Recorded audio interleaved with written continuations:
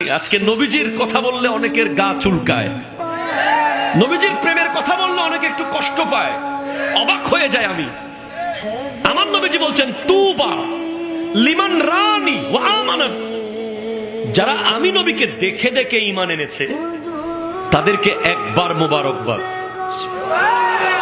ওয়া তুবা সাবা মাররাতিন লিমান লাম ইয়ারাউনি ওয়া আমানা বি, যারা আমাকে কোনোদিন দেখবে না অথচ আমার কথা শুনলেই মোহাব্বতে জীবন দিতে প্রস্তুত থাকবে। কথা বলেন ঠিক কিনা, জোরে বলেন না। তাদেরকে আমার নবী 7 বার মোবারকবাদ দিয়ে গেছেন। আমি আপনাকে সহিহ হাদিস বলছি, হ্যাঁ সহিহ হাদিস বলছি।